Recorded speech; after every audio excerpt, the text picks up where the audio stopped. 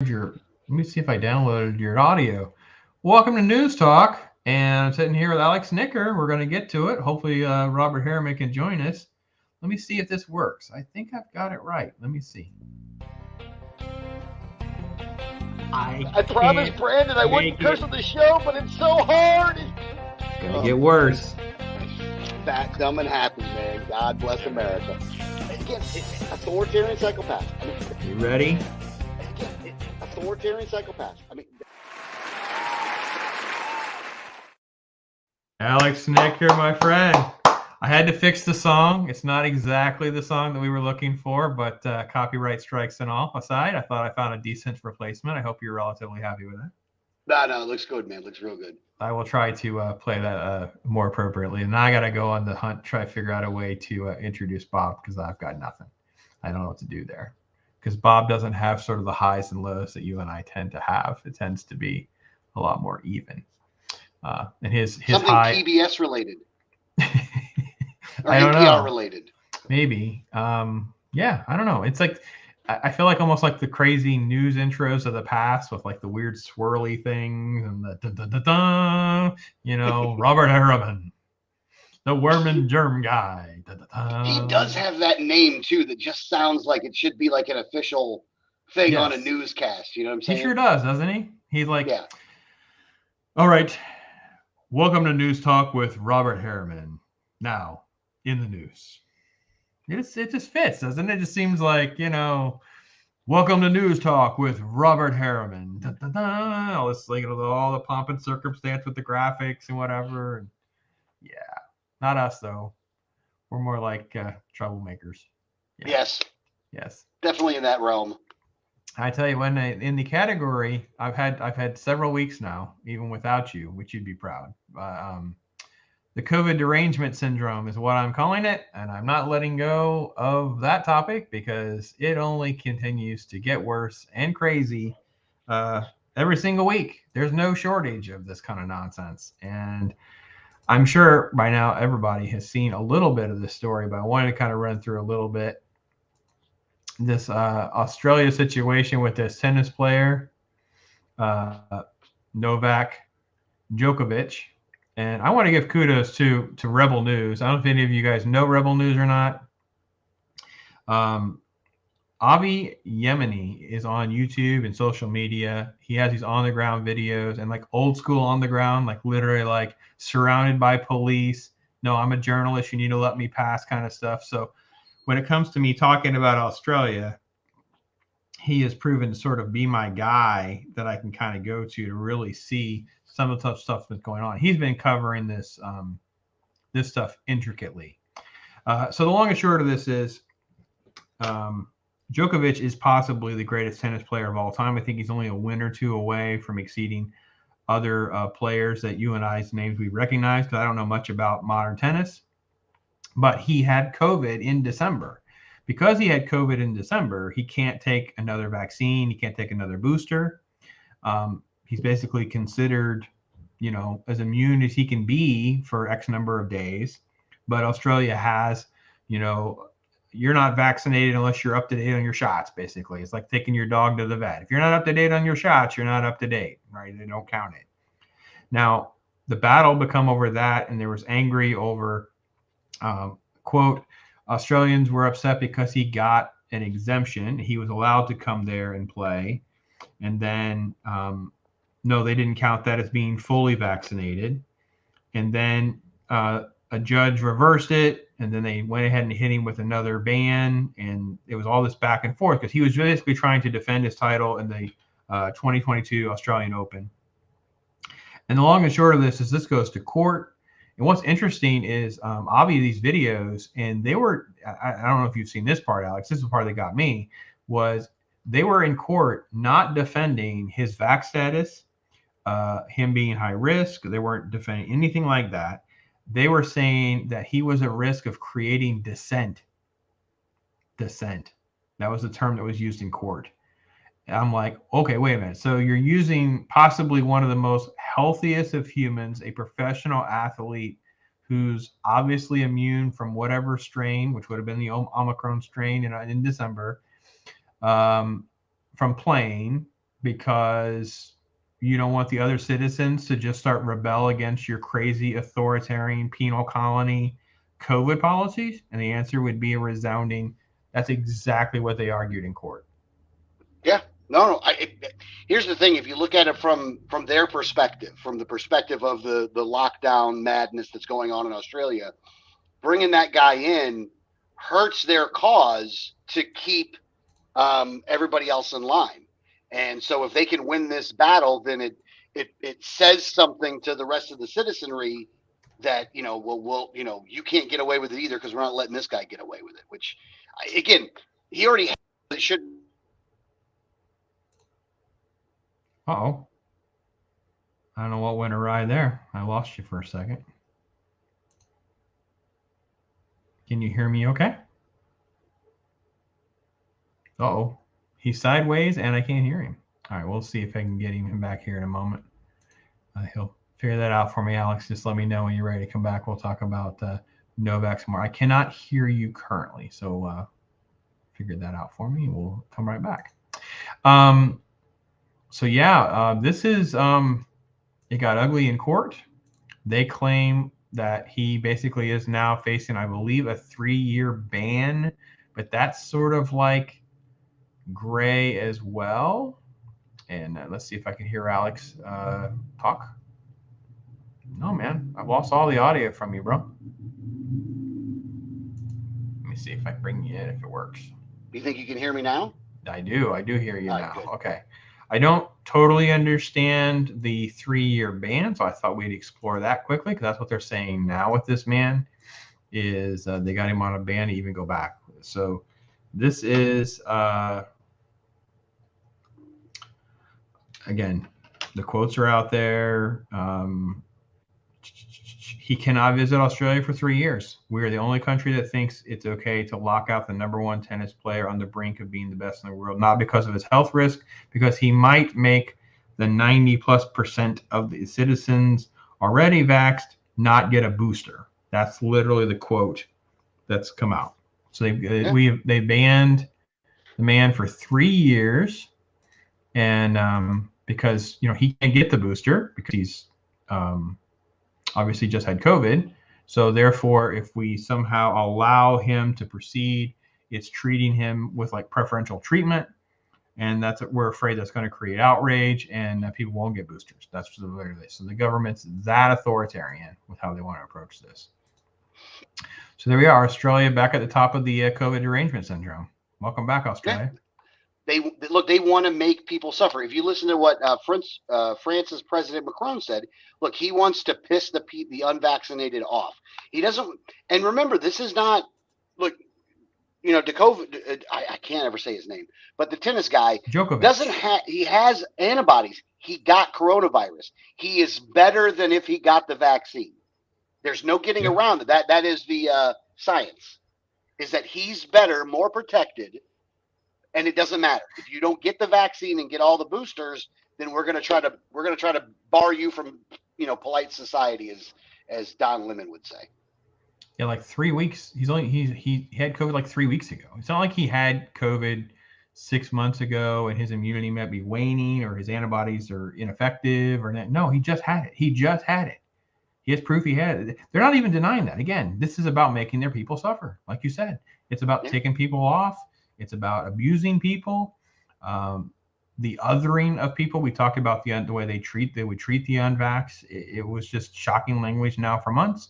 And even though all of this appears to be sort of in a tailspin, we still see it. So, because those people are still in power. Oh yeah. They're not stopping anytime soon. There's no hope in some of those places. I don't even know what they're going to do to reverse course, because the replacement crazies sound just as crazy. Mm-hmm. All right, I want to pause there because I want to transition to our crazy. So President Trump's been making some noise about running again, of course. Sure does sound awful lefty crazy when it comes to COVID, kind of passively shaming DeSantis for not talking about his vax status and what he's done or not done. And where do you think all that's kind of shaping up a little bit? I've been a little shocked. I don't think he doesn't seem to be, we've always talked about, he has such an ego and an arrogance about him, even if the people around him are going like, why are you attacking DeSantis? That's not good for you. It's not going to end well. Don't go to this area. You sound like the Democrats, blah, blah. He'll just do whatever he wants to do. He could care absolutely less. Are you hearing some of the same kind of things that I'm hearing too in that same vein? Yeah, I mean, I've read the articles. They put out several articles about this, and this has been going on for a couple weeks now. And in each one of the articles that you read about it, it comes down to, and again, there's no, like, it's not outright. Like, it's not like he's doing it really publicly, but it's getting public enough to where things are getting out because it's multiple sources that are saying it. And he's starting to call him names like Dahl and all this other stuff. And it really does come down to just, look, DeSantis kind of ruled out running in 2024, but he hasn't really ruled out running in 2024. And he won't necessarily endorse Trump today or say that. And because of that, he feels slighted because he thinks that this guy, that DeSantis won because of Trump, which is not true, by the way. Like, this is funny. Corey Lewandowski went to an RPUF function a while back and almost got into a fight with Jeff Brandes. And the crux of the matter is that Lewandowski was running his mouth about how if it wasn't for Trump, you guys would have lost Florida. Now, you got to give the Republicans credit in Florida. They busted their ass. They had more people on the street than the Dems did, and they did a lot. Again, to their own credit, they did a lot to win that election themselves. Yeah. And for especially in South Florida. Yeah, and for Lewandowski and for Trump to say what they're saying is disingenuous. To say it's tone deaf is being polite.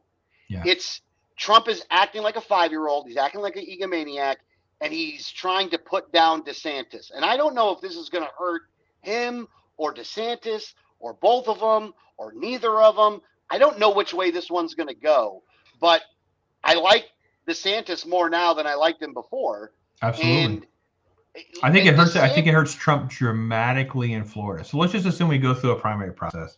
We have DeSantis, we have Trump, we have a few other scragglers.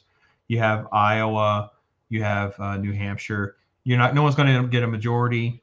Let's say one of them wins, one of them loses. You're talking, 20-something percent, 30%. They're each getting delegates. No one's going to be like way ahead or way behind those first two primary. Again, all of this is speculative. We're talking about years ahead.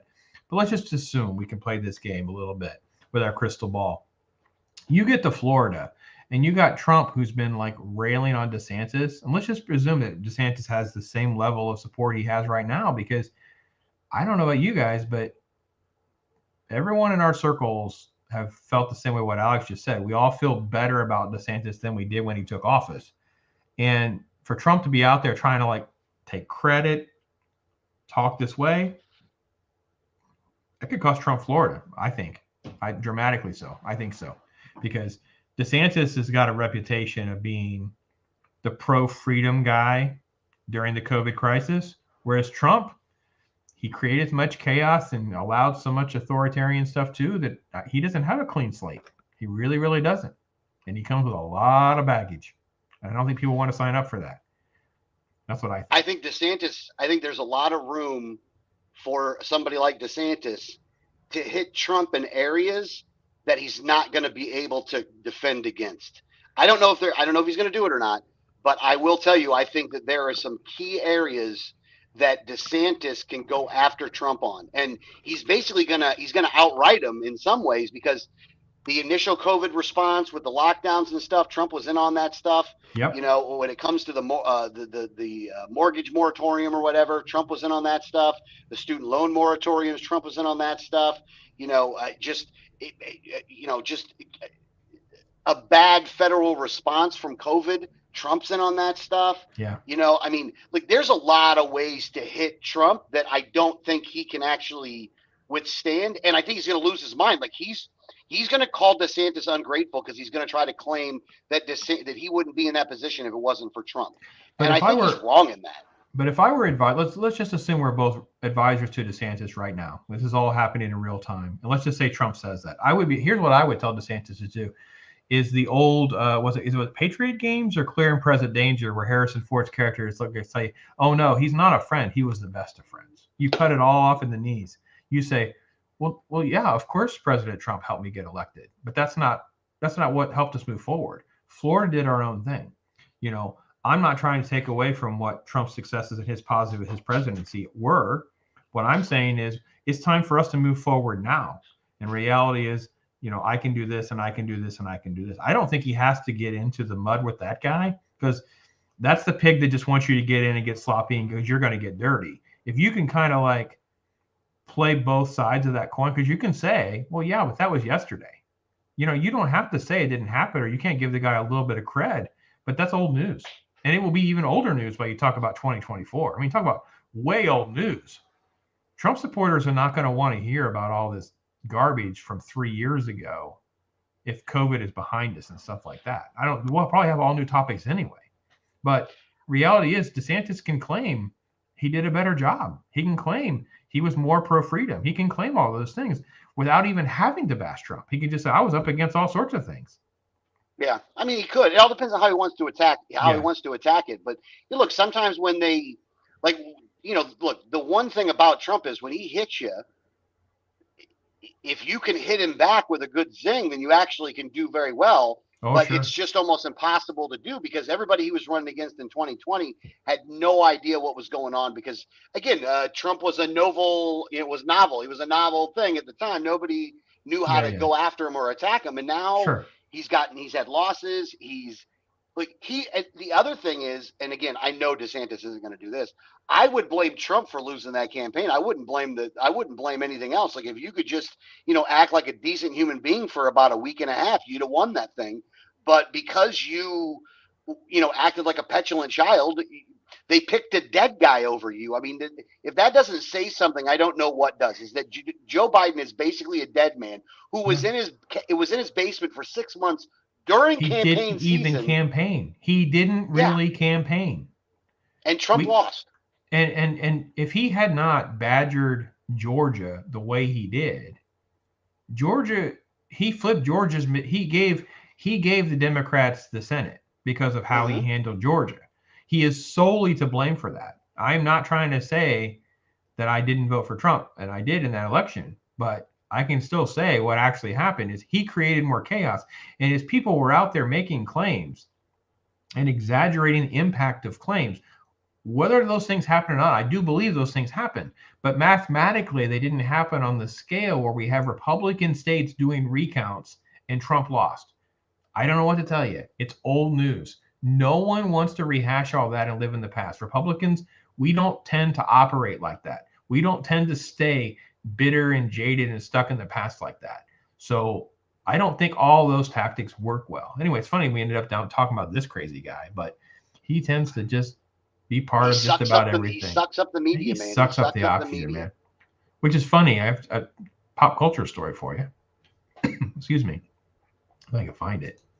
So Bob's not here. He wouldn't even care. So I'll have some fun with you. So there's this thing in pop culture land that I'm not part of anymore, and it's called G4. And it was like nerdy gaming stuff, real common. They're on YouTube and stuff recently. So I did this article, and it may take me a minute here to figure out where I put it. I'm trying to pull up the site to figure out where it is.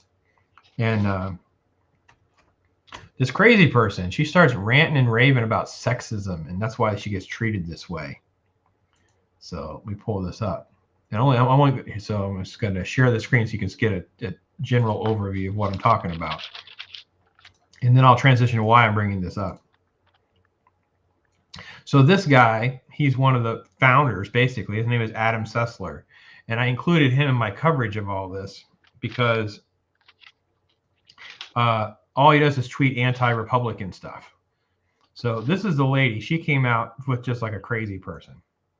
Let's see if I can get this to play here a little bit.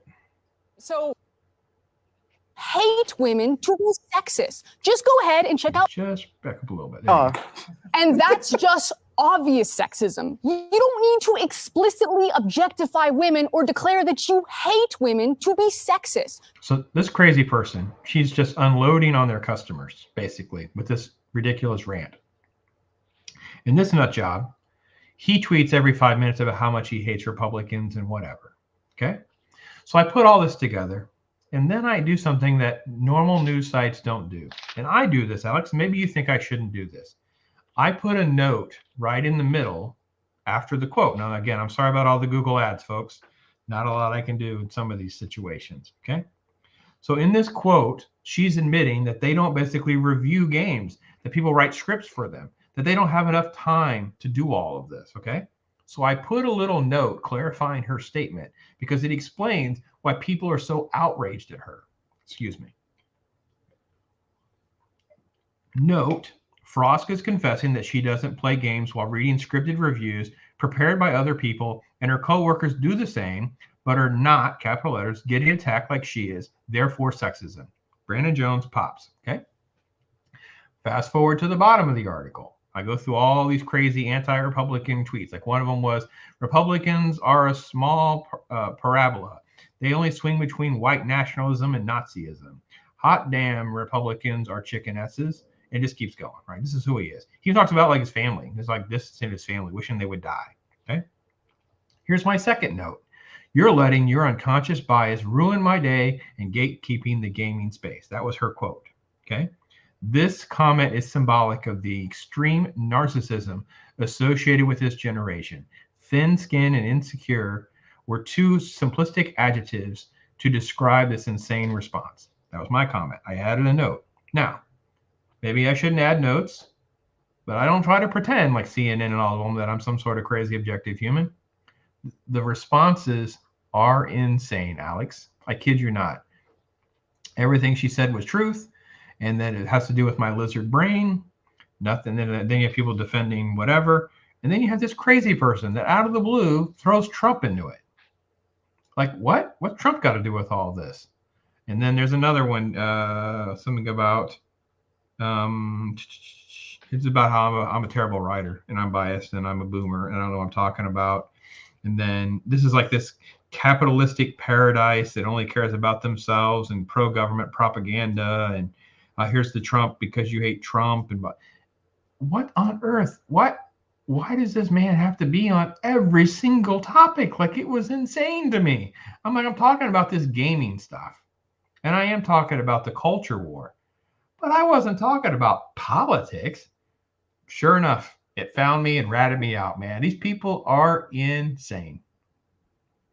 Now, it's in fact, in one way or another, it's infected most of the population. Either they really, really hate him or they really, really love him. There are some people in the middle, but that number isn't really big. Because, like, I don't like him, but I don't really hate him either. Like, if he won, what am I going to do? But, if he lost, I'm not cheering up and down for that either. I mean, we're dealing with a dead guy right now. Like, so it's yeah. I don't mind talking about it, though, because I do like to point out a lot of times, like when he's acting like a petulant child, I actually like to point those things out, especially when it comes to somebody like DeSantis. Like, I think my issues, like some of the issues I have with Trump, I'm surprised those other people aren't as mad about as I would be. Like, I'm not mad because of like a nasty tweet per se, but I'm mad because he lacks the discipline to actually run a disciplined campaign. The problem is that he didn't believe his own shit he was shoveling, because if he believed it was that important, that he would be okay to self-censor a little bit. But he doesn't believe that. And he thinks he's perfect and he thinks he can do whatever he wants to do. And he got his ass whooped. Yeah. And I want to go a step further too with some of that, because he really let me down. And I will say it this way. If he actually believed some of the stuff and it was all whatever it is, he would have pardoned the Capital 6 trespass people. Because many of these people who were getting arrested or whatever, basically he just entered the building and were let in the building. And he just left them high and dry to go to federal prison in some way, shape, or form. And we're still working through a lot of that. So we don't know how bad it'll be, but if he's going to try to be grandiose in the next couple of years, we'll see. This will be a lot of traction for this or not, but I'm not fazed by the Twitter. I'm with you. Don't like him, don't hate him. It's just like, all right. And the policies weren't great, but they weren't as horrible. And right now it's spiraling into just absolute chaos. And I know we're getting really, really crazy and speculative by even talking about 2024 because we have another midterm long before then. It's way more important. But it's insane that, we're talking about a woman blaming sexism because she gets criticized. And then people are like, well, you can't talk about her having thin skin, Trump. And I'm like, what? Yeah, you can't talk about, she's arrogant because Trump. And I'm like, okay, I can't even talk about a video game site going completely nuts. Trump. It was like, what is happening? I don't even know. But again, I made people mad. So that means I'm doing something right. I know you'd be proud of me. Yes, absolutely. Hey, actually, I do have something to bring up, by the way. Well, let's do that. I watched Hawkeye. Okay, we can talk Hawkeye. If you've not seen my video on Hawkeye on Pops, we will add another footage of Hawkeye talk with Alex. Alex, convince me how much you liked Hawkeye. Okay, overall, I like the show. I like Jeremy Renner's character. I think Jeremy Renner is really kind of good at it. I liked how they brought her in, but what I didn't like was, look, she's just a regular person, and you couldn't come up with some way to give her some kind of special powers or something. She wasn't that much of a badass. I mean, you can't be that much of a badass right off the bat. But I love. Oh, look, so welcome to Marvel comic book. This is Marvel comic. But see, they didn't. I want to make sure I'm clear, Bob. I don't think you've watched Hawkeye, correct? No. Okay, so they took the guy from Hawkeye. And they did a Disney Plus show, and they basically adapted modern comic books, which basically the old Hawkeye is really not in modern comic books. They passed the torch to basically like a 20-year-old girl who acts way younger than her age. And they did this show that wasted no time. It was all about her. It's a Kate Bishop show, not a Hawkeye show. Because even the montage in the credits is her training, not him. We never get any backstory on him becoming Hawkeye. And I agree with Alex, and I'll say this. I said it before. I didn't hate the show from the sense of the Clint Barton storyline. The Clint Barton story of a guy, his family, the mess he made, is Ronin during the blip and during the Avengers and all that kind of stuff. He has health problems. We don't totally understand exactly how things happened or whatever. But the problem is the Kate Bishop. You actually hit my biggest complaint on the head because she has no superpower. She's just a human like he is. But she falls from 30 feet on a roof on a warehouse and gets up, doesn't have any injuries. What's this, whatever. She might weigh 120 pounds, maybe. And takes down guys that are, 200 pounds or more, which is great too. I wanted to ask your opinion too, because in Hawkeye, it's funny. A lot of these mafia members have guns, but never fire a shot. Just saying, awful lot of those scenes. Yeah, no, and some of that stuff just didn't. It seemed lazy. It just seemed very lazy, very juvenile too. Yeah, but at the same time, I think Jeremy Renner as a character actually is a good character. I think he plays Hawkeye well. I think he saved that series like that. If it would have just been about that girl, it would have sucked. But because he was involved in it. And here's the thing. Why did Ronin lose his sword and his outfit? Why didn't you keep that? I don't understand. Why didn't he go back and get it? I don't understand. He's he left it behind. It's it makes no sense. It's like the watch. This story about this watch that they kind of address, but then they don't really address. And you're like, I don't understand what they're doing. But, okay, so here's the thing. We go through all the trouble. I'll steal Alex's phrase. Here's the thing. Why did you go through the trouble of adding Kingpin, but then Hawkeye never fights Kingpin? Kingpin is murdering someone with a car door in Daredevil, shows up for 5 minutes, fights with her. He's throwing her around. She's never really hurt. I mean, she's bumped and bruised, but she's not injured. He could have just snapped her in half. And she uses a trick that Hawkeye teaches her with a bottle cap, sets off an explosive. And they filmed, and I kid you not, these are all spoilers, by the way. I kid you not, the end of the show ends with the other character, female character, looking like she shoots and kills Kingpin. There's an end credit scene in Hawkeye because they always have to jangle the keys so you can get ready for what happens next. What was the end credit scene in Hawkeye, Alex? Oh shit, I forgot. It didn't have something to do with It's the Avengers musical. Yeah. It was the Avengers musical. It was the fake musical based on the Avengers.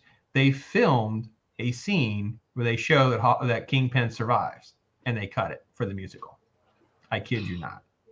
That's my thing. It's not that the shows, well, they are kind of unwatchable as a fan, but they're not unwatchable to someone like yourself. You're a normie. Let's just be honest. You're a normie. It's okay. All right. I agree with that. No, I totally agree with that. By the way, I'm basic. But it's like it's when everyone I meet usually likes most of these things. Same thing with like Book of Boba Fett or whatever. And then I'll ask different questions like, well, what about this? And most people go, I didn't think about that. What about this? Oh, yeah, that wasn't very good. And it's like, well, what did you actually like then? You start stripping so much of it away. There's not much left. And it's like Disney Plus has become like mindless streaming content. They don't have to really make sense anymore. They can create contradictions, and most people are just like, they just keep moving. Just keep moving to the next Marvel product. Don't put a lot of thought into it. Don't put a lot of energy in it. And my wife just goes, yeah, you're just overanalyzing it. I'm like, oh, all right, I'm overanalyzing it then. Yeah, I'm a nerd. That's what I do. Yeah, I mean, it could be the case, but at the same time, like it's only gonna. Here's the thing: the difference I have now between before. Before, I would go see everything the second that it. Yes, you would. You were always chomping at the bit. Now I don't chomp at the bit. I wait till I got some time and then I'll watch it. Like I haven't watched Spider-Man yet. Ooh, I haven't watched Chung-Chi and the. Yeah, I'm missing much there. I've started watching some of it, but I fell asleep during some. I fell asleep during a bunch of it. You're not good. So I've watched some of those things, but at the same time, like it's not.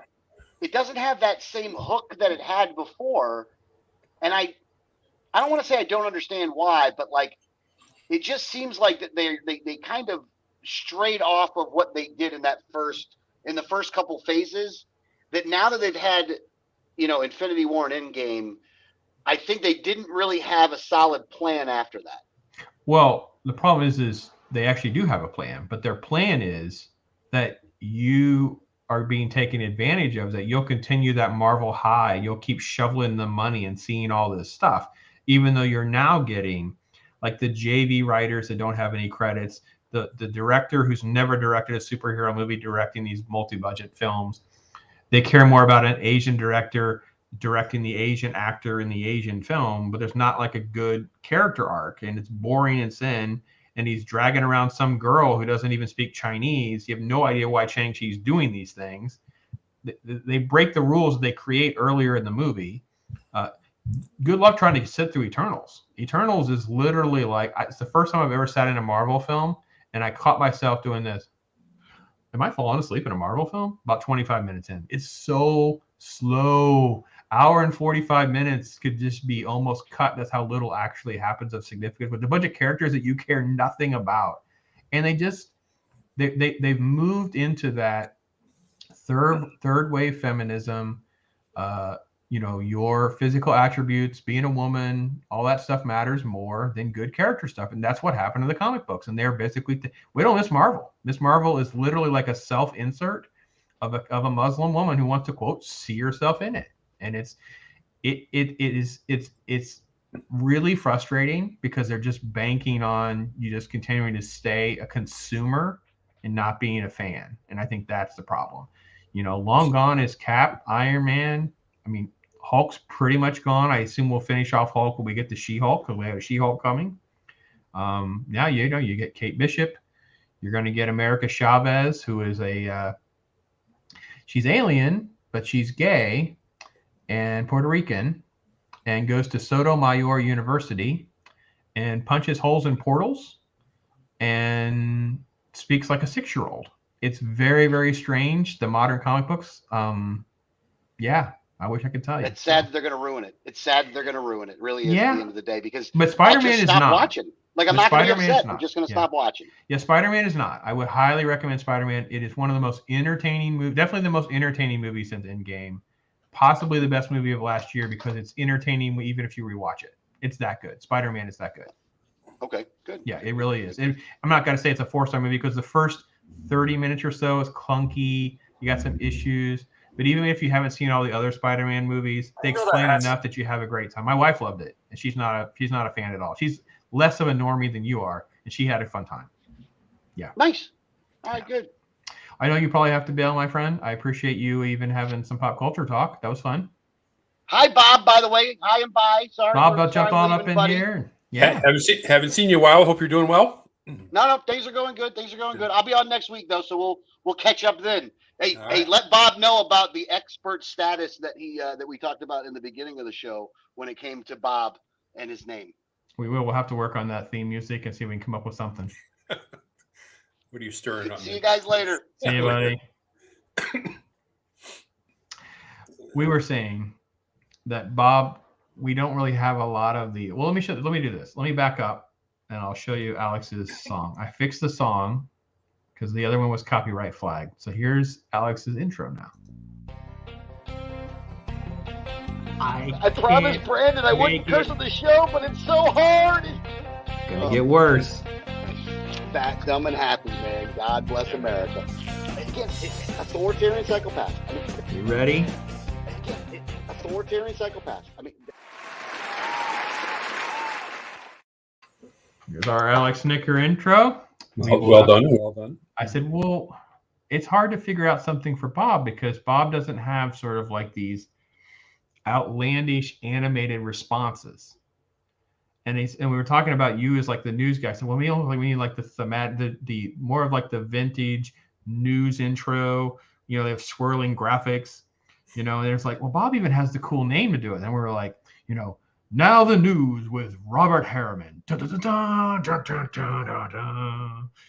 I'm Robert Herriman, and this is the news. So it's like you have the name that fits and everything, and so I'm not sure what we'll have to come up with there. We all have a role. You have a role. Yes, you do, my friend. How are things? Things are well. Things are really good. I'm glad you're able to hop in. I know a lot of stuff's going on. Things are crazy out there.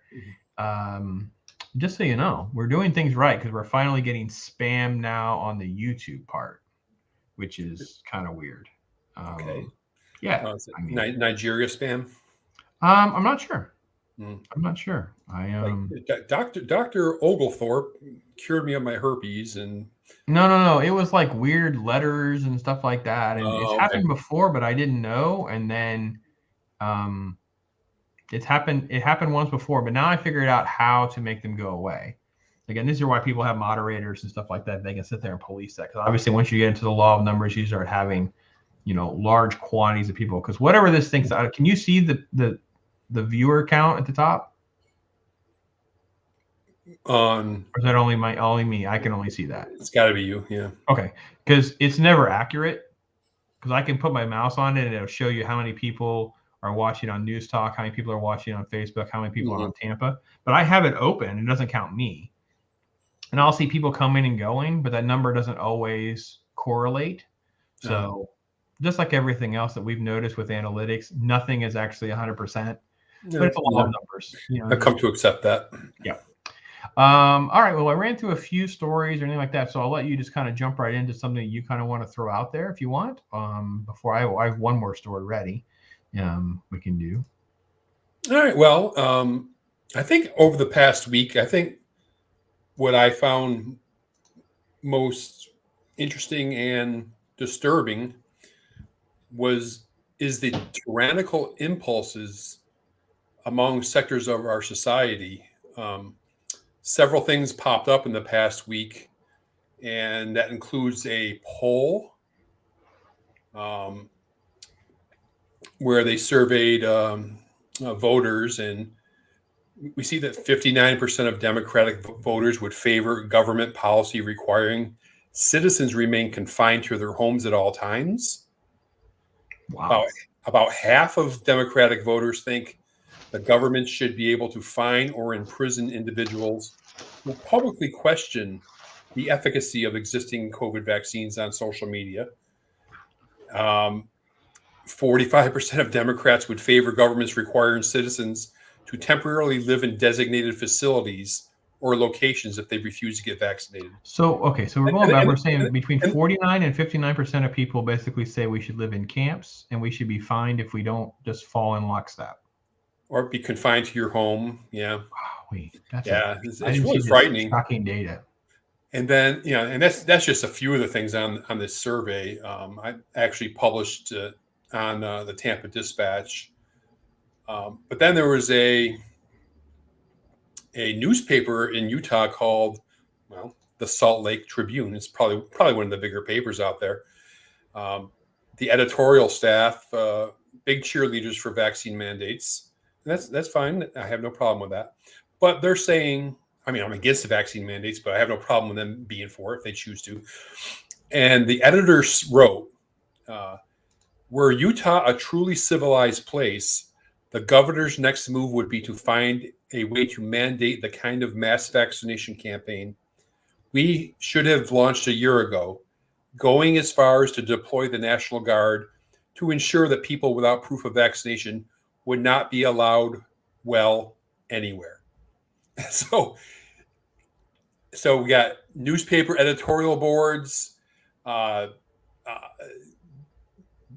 of Democratic voters, and I even came across a bioethicist. It's a different bioethicist than last time. It's a different one that you talked to me about last time. No, this is the same guy.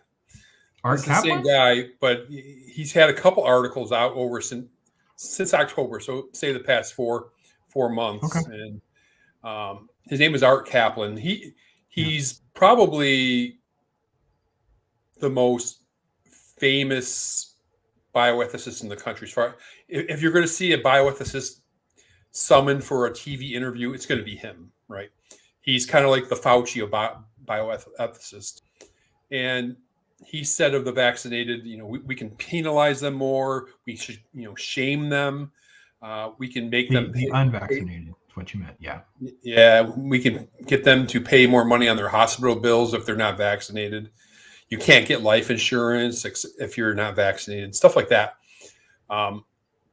Also, he says, this is your. Let me read the full quote because this is really, really powerful stuff. Art Kaplan, we can penalize them more. We can say you got to pay more on your hospital bill if you weren't vaccinated. You can't get life insurance, disability insurance at affordable rates if you aren't vaccinated. That's a shocking statement.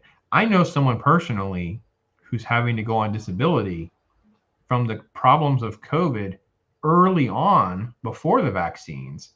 I'm not sure it's safe for them to continue to get vaccinated because they're still reeling with the side effects from before.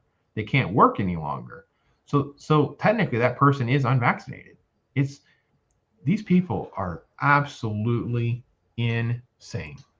But, before the beginning of 2020,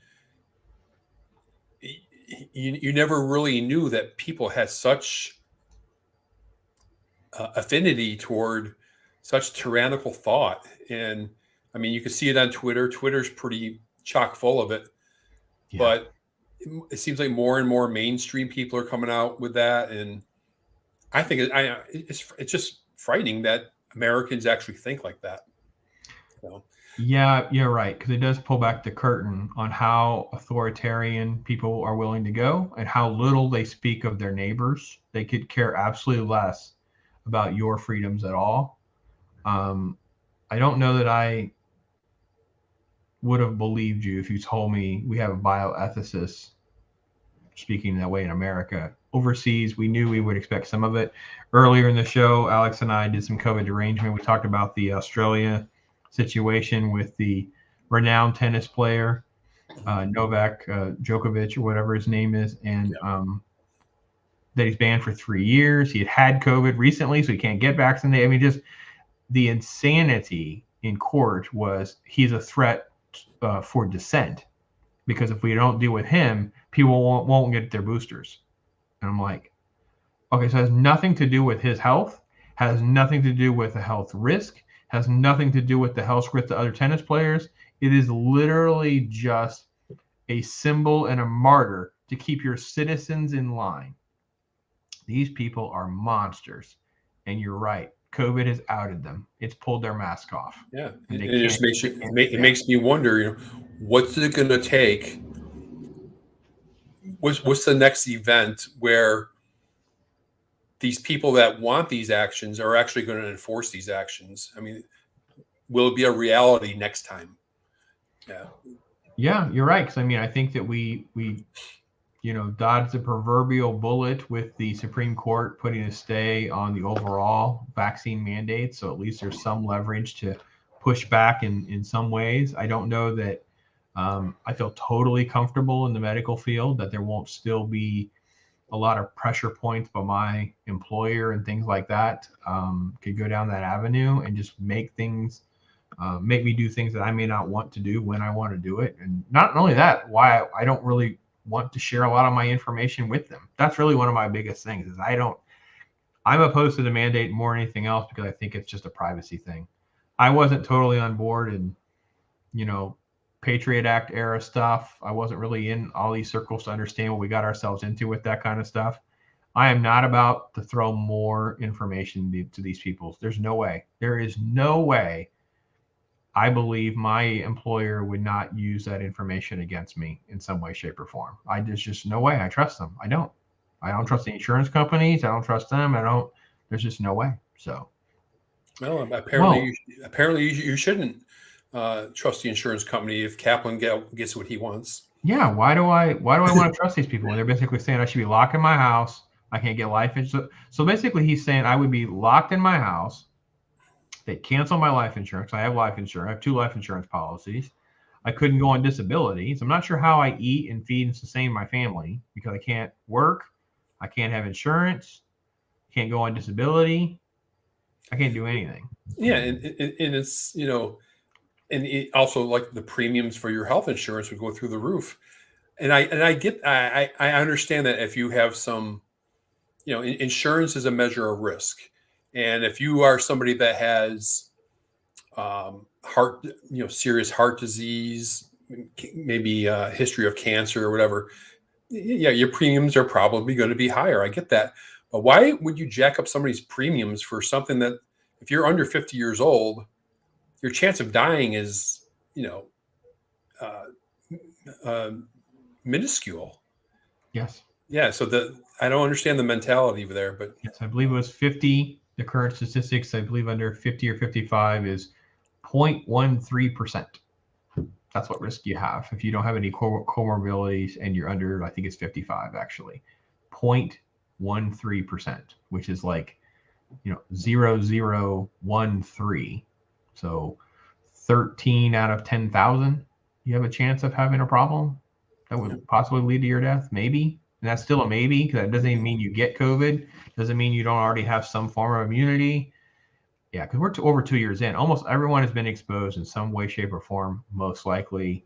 Yeah, anyway. All right, we're down that rabbit hole. Let's get out. Yeah. I don't have better news, so I'm not sure I want to share my story now because it's just as bad, if not worse. It's just disgusting humans. So you want a disgusting human story? Let's do it. I don't want to say this guy's name either. So it's probably not going to be. I'm having a great night with names. All the stories are names I can't pronounce. Art Kaplan, I'll go with that guy. Have you seen this story? Golden State's Warrior owner. Okay. Yes. Shamath Palihapitiya. Nobody cares about the Uyghur genocide in China. We can kill Muslims. This is a part owner of the Golden State Warriors on a podcast and basically got caught saying the quiet part out loud. Using that phrase. Nobody cares about what's happening to the Uyghurs. Okay, you bring it up because you really care, and I think it's nice. How condescending that was to me. I couldn't get my head around how awful that is. Let me see if it'll play. Let's just let him just do it. Come on. Let's see if it'll go. I'm probably gonna get an ad. Because it went to 22 seconds. Nobody cares about what's happening to the Uyghurs. Okay, you bring it up because you really care, and I think that's nice that you care. The rest of us don't care. I'm just telling you a very hard. Wait, you're saying you personally don't care? I'm telling you a very hard, ugly truth. Okay, of all the things that I care about, yes, it is below my line. Okay, of all the things that I care about, it is below my line. Disappointing. Got that below the line. His line, though, he does care a lot about climate change. He does care a lot about the people, the people of color that are in jails in the justice system. He cares about those things, but he doesn't care about actual human beings that are being rounded up in concentration camps, murdered, tortured, who knows what else. You said you heard this. What was your thoughts on this? I was like, I actually felt like, what am I hearing? Am I hearing a hot mic? Am I hearing a podcast? What am I hearing? Because at first it didn't click. I thought it was a mistake at first, actually. But did he say that nobody cares?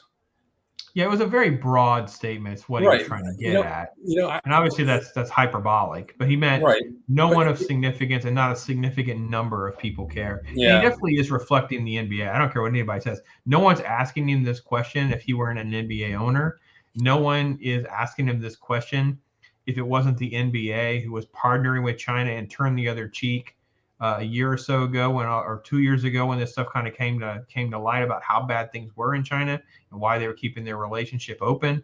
And James came out. He was critical of people who were siding with the Hong Kong protesters. How dare they do that? It was like, no, you're pro-communist China. That's the only reason this guy's being asked that. So it's basically, he can say he's not speaking for the NBA or whatever. They can try to roll it back, but that's why this is coming up.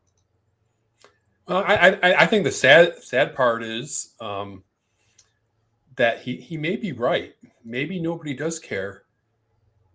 But I would say it's not because of lack of empathy. It's probably ignorance. I think a lot of people just mention Uyghurs to the average person on the street. And I would venture to say most of them won't even know what you're talking about.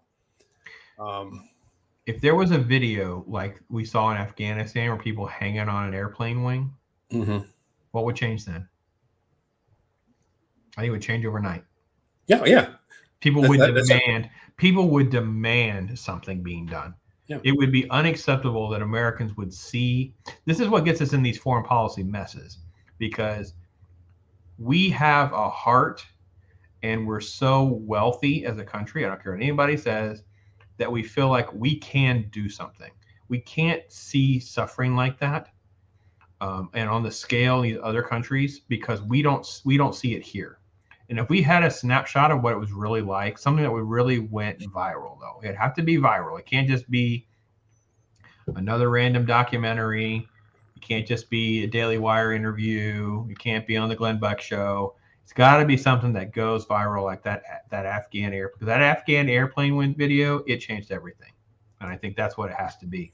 So I think you're right, and I'm not saying the guy's wrong.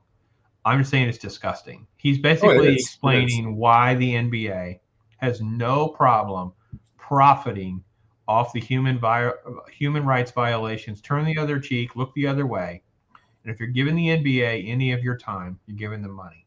If you're buying any of their products, you're giving them money. And I am a fan of sports in the sense of I know what's going on without watching a minute of it or doing anything that gives them money. I know how well the Warriors are doing this season compared to last season. I know what's going on in the NFL without giving them a moment of my time or my money. Fans, if you don't say no, this won't change. And I don't know. It was like a weird confessional thing for me. I had such a hard time knowing what to say or do with it. It really was weird for me. Yeah, well, he's just a very bad man. But I think this. I mean, I'll turn it around. I think this just because of the ignorance. Where is cable news talking about this stuff? Yeah, it's kind of being brushed, right? I mean, everything just kind of moves along. Fox will talk about it just because they want to blast Biden and stuff like that. But most cable channels won't even touch a topic like that. And I don't know. I think it's pretty important that a whole race of people, I guess that's the right word. It's Muslims. They're Muslims. So wait a minute. We're supposed to be. They're Chinese Muslims, right? Yeah. So it's like, well, wait a minute. They're people of color and they're Muslims, and you don't care for money and ratings. It's so disgusting. And it's females too. It's women. Yeah, they're being raped and pillaged. I saw one interview with one of them on TV the other day, and she was like, they were translating it, but it was like, you know, all the stuff they did to her body, all the evil stuff they did to her body. She was just, you know, spilling it out while she was, you know, tears were welling up. And I mean, you had a feel for her. It's like, I mean, such brutality and horror. Yeah. But yeah, anyway, that's about all I got on that. Bro, I tell you, it is just a rough topic. Yeah, it sure is. But you know, what can the United States itself do, though?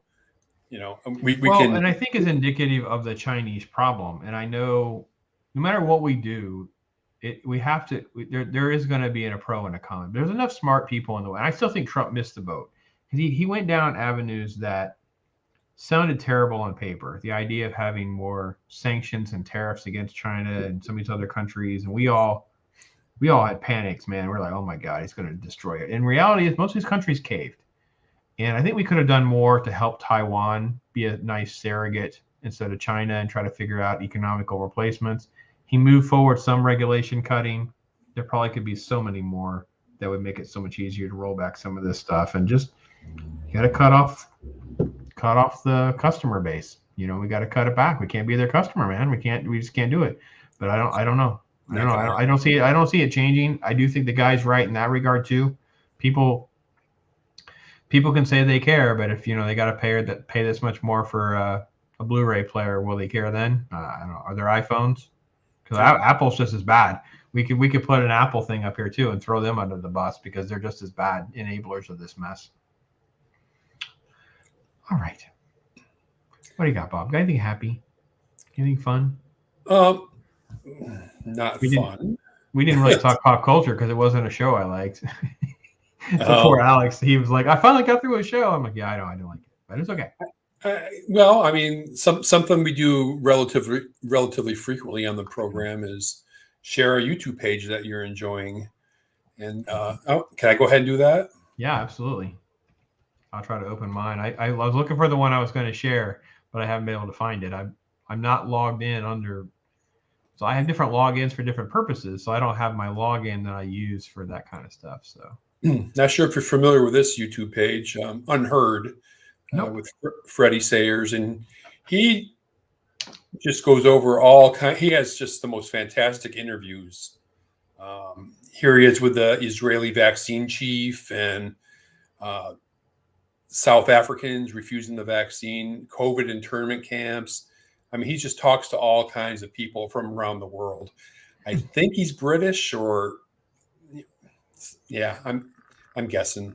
I'm not 100% sure, but it's absolutely a fantastic channel. So informative, and I've even noticed that some of the TV news stations sometimes use his videos as a clip and stuff, you know, to talk about a particular topic. Good on him. Huh? Say good on him. That's amazing. Yeah.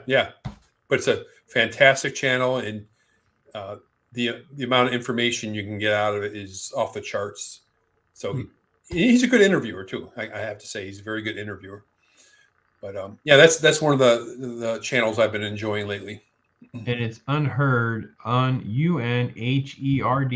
right? Mm-hmm. Make sure I got that right. And you can do that. I'm trying to find this channel. And, it's a place you could probably get some really good quotes too.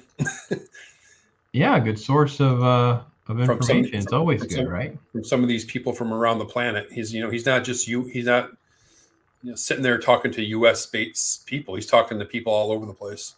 Right. Well, I know you didn't watch Squid Game on Netflix. No. But have you heard of Mr. Beast? I have not. Okay, Mr. Beast is like this incredible, famous YouTuber. I mean, like 21 million subscribers. He's like one of, if not the biggest one or whatever, that, some people don't know about. Anyway, he's really famous now because he just gives a ton of his money and stuff away. So he did basically a YouTuber Squid Game where he had all these famous people on there, all these different things. So he's done a couple different things like that. So I got down that rabbit hole. I was watching some of those kinds of things here recently. So those are kind of fun. So if you haven't seen Mr. Beast and the Squid Game, even if you haven't watched Squid Game, because it's all clean, it's fat. It's only like I got to be honest. I finished it and I thought to myself, if I could start a channel right now, I would call this guy and figure out how much would it cost for us to run this show as like a new version of like Survivor or something like that. People would just play. But it was so good. It was such a good adaptation of the actual show that so many people are familiar with. I mean, even if you knew the general idea of the game, you could make tweaks season to season so that people would be thrown off just enough to keep it relatively honest, and you couldn't have people being like professionally trained for them or whatever. Anyway, I'll have to find the other YouTube hole that our good friend Dave Reardon sent me on. I cannot find. The problem is I have about 1 million things that I'm subscribed to, but it's on a different channel. So I'm trying to quickly scroll, and I've been watching videos all day. So reality is a lot of things I had flagged are not in the queue anymore, and I don't see it. I don't recognize the name because I just have too many. But yeah, there's a lot of goofy, fun stuff out there to watch. Unheard, though, is a good, serious, important informational resource that people can note. Yeah, I think so. And I noted one earlier in the show. I'll repeat again for anyone who's catching the end of our show, and that was Rebel News, just like it sounds, Rebel News. And that guy is on the ground in Australia, my friend. And there's no hiding with him, man. There's videos of him surrounded by police. Yeah, free speech advocate like you wouldn't believe. There's still hope in Australia if that guy's allowed to report. So there we go. So. All right. Yeah, bro. That's about all I got. All right, man. Well, I hope you have a good week, and we can continue to, keep plowing through the news the best we can over on TampaDispatch.com and other stuff we're doing over at Outbreak News today. It's always great to chat with you, Bob. All right, bro. You take care of yourself. All right. All right. See you. Have a good week. Good week, folks. Take care.